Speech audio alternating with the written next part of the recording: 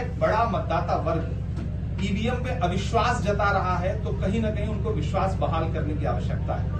तो election commission को इस पे सोचना पड़ेगा।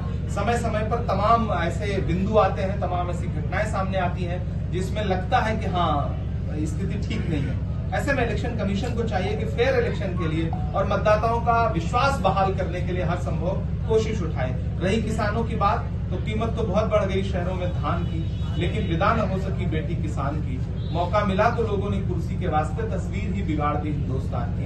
भारतीय जनता पार्टी की सरकार 700 किसानों की शहादत की जिम्मेदार है। पिछले वर्ष जब सिंघू बॉर्डर पे किसान जो है वो प्रोटेस्ट कर रहे थे, आज प्रधानमंत्री जी एक कैंपेन चला रहे हैं कि 140 करोड़ का परिवार है मेरा।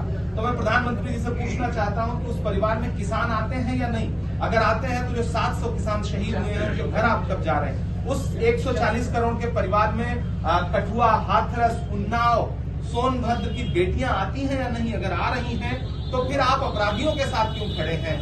आप ओलंपिक पदक लाने वाली बेटियों के साथ क्यों नहीं खड़े हैं? क्या वो आपके 140 करोड़ परिवार का हिस्सा नहीं है? अगर है तो वो अपना मेडल, ओलंपिक मेडल ले जाके आपकी चौखट पे रख रही हैं और आप अपना दरवाजा तक नहीं खोल रहे हैं। जंतर मंतर पर उनको घसीटा जा रहा है। इससे जाहिर होता है कि प्रधानमंत्री जी के 140 करोड़ के परिवार में न किसान आते हैं, न महिलाएं आती हैं, न इस देश का युवा आता है जिसको नौकरी के नाम पे लाठियां दी जा रही है, चाहे वो लखनऊ हो, चाहे इलाहाबाद हो, हर जगह पर्चा लीक हो रहा है। प्रधानमंत्री जी के 140 करोड़ परिवार में न गरीब आते हैं, सिर्फ चंद उद्योगपति दोस्त आते हैं। 140 करोड़ परिवार में न इस देश का अल्पसंख्यक आता है, न दलित आता है, न पिछड़े आते हैं। तो प्रधानमंत्री जी को अब ये जुमला बोलना बंद करना चाहिए। उनका परिवार 140 करोड़ का नहीं, चंद उद्योगपतियों का। लोकसभा चुनाव से पहले कहीं ना कहीं सीए लागू करने की प्लानिंग जो कर रही है, क्या लगता है इसके पीछे क्या स्ट्रेटेजी? ये सारी इस तरह के जो भी एक्ट ये लाना चाहते हैं कि जनता का ध्यान भटकाना चाहते हैं। जनता सवाल पूछ रही है, आटा, चावल, दूध, दही,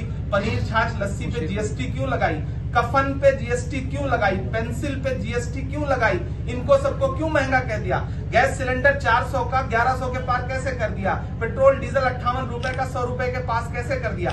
जनता इस पे सवाल पूछ रही है। भाजपा कहती है लीजिए हम आपको सीए दे रहे हैं, भाजपा कहती है लीजिए हम आपको यूसीसी दे रहे हैं। इससे आम जनता का क्या फायदा? आप दुनिया से किसी भी देश से ला करके लोगों को नागरिकता दीजिए। इससे पहले भी आप देते रहे। आपने सलमा आगा को नागरिकता दी, आपने अदनान सामी को नागरिकता दी, किसी को क्या आपत्ति हो सकती है? लेकिन उसको इवेंट बनाना, उसको कानून बनाना, दरअसल भाजपा मुद्दों से ध्यान हटाना चाहती है। इसलिए इस तरह के इवेंट ऑर्गेनाइज करके